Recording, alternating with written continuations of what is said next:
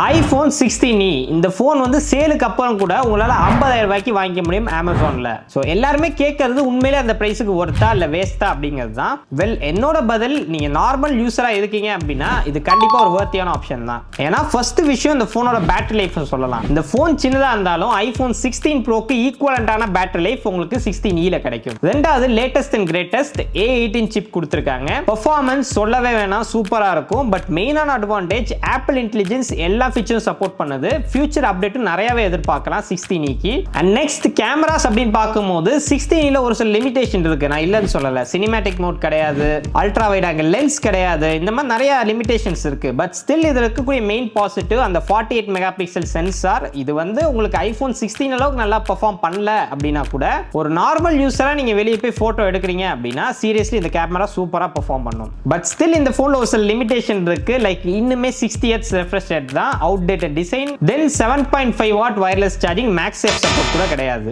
So இப்போ உங்களுக்கு ஒரு iPhone தேவைப்படுது, 50000 ரூபாய் பட்ஜெட் வச்சிருக்கீங்க, ஒரு நார்மல் யூசரா இருக்கீங்க அப்படினா 16e is the best option. But உங்களால வெயிட் பண்ண முடியும், நான் பொறுமையா காத்திருந்து வாங்கிக்கிறேன் அப்படின்னு நினைச்சீங்கன்னா Flipkart சேல்ல எனக்கு தெரிஞ்சு ஒரு 35000 or 40000 அந்த பிரைஸ் பாயிண்ட்ல இந்த 16e கண்டிப்பா பிக் பில்லியன் சேல்ல வரும். சோ இந்த மாதிரி நிறைய iPhone ரிலேட்டட் வீடியோஸ் பார்க்கிறதுக்கு நம்ம சேனல் சப்ஸ்கிரைப் பண்ணிக்கோங்க. நன்றி.